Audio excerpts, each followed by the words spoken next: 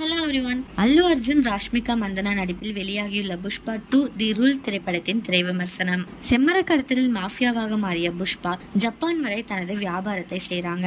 அத்துடன் முதல் பக்கத்தில் அவமானப்படுத்தப்பட்ட பன்வார் சிங், தம்பியின் மரணத்திற்கு பழிவாங்க நினைக்கும் தாக்ஷேனி ஆகியோரை எப்படி புஷ்பா சமாளிக்க போறாங்க அப்படிங்கிற கேள்விக்கு பதில் தருது இந்த படம். மேலும் முதலமைச்சர் தன்னை அவமதிப்பதால் பழி தீர்க்க புஷ்பா எடுக்கும் முயற்சிகள் தான் இந்த படத்தின் கதை. பான் இந்தியா படமாக மிகுந்த எதிர்பார்ப்புக்கு மத்தியில் புஷ்பா 2 வெளியாகி இருக்கு.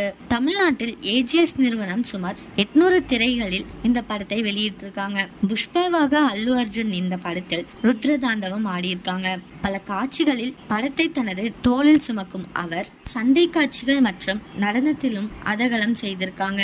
அதே போல் பகத் பாசிலும் அறிமுக மிரட்டலாக இருந்துச்சு. புஷ்பராஜை பழிவாங்க துடிப்பதில் அவர் ஆவேசம் காட்டுகிறார். இவர்களுக்கு அடுத்தபடியாக ராஷ்மிகா மந்தனாவும் படம் முழுக்க ஸ்கோர் செஞ்சிருக்காங்க. அல்லு அர்ஜுனுக்கு அவர் ஒரு காட்சியில் பேசும் நீளமான வசனம் கைத்தட்டலை பெற்றிருக்கு. ரொமான்ஸ் மற்றும் நடனம் என இரண்டிலுமே ராஷ்மிகா அசத்தியிருக்காங்க. ஃபீலிங்ஸ் பாடல் இமைக்காமல் பார்க்க வைக்கும் அளவிற்கு அவரது ஆட்டம் இருந்திருக்கு. 3 மணி நேரம் 20 நிமிடங்கள் ஓடக்கூடிய இந்த படத்தை தொய்வில்லாத வகையில் திரைக்கதையை அமைச்சிருக்காங்க இயக்குனர். படம் முழுக்க மெய்சிலிருக்க வைக்கும் காட்சிகள் இருந்தாலும் சென்டிமெண்ட் காட்சிகள் மனதை தொடும் வகையில் எடுக்கப்பட்டிருக்கு. கிஸ்கு பாடலுக்கு வரும் ஸ்ரீலீலா நடனத்தில் அசர வச்சிருக்காங்க.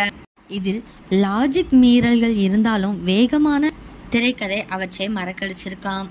பரபரப்பான திரைக்கதை, அல்லு அர்ஜுன் பாடல்கள், சென்டிமெண்ட் வசனங்கள், பகத் பாசிலை மிரட்டலாக காட்டி பின் மொக்கை செய்திருப்பது லாஜிக் மீறல்கள் அப்படின்னு சொல்லியிருக்காங்க.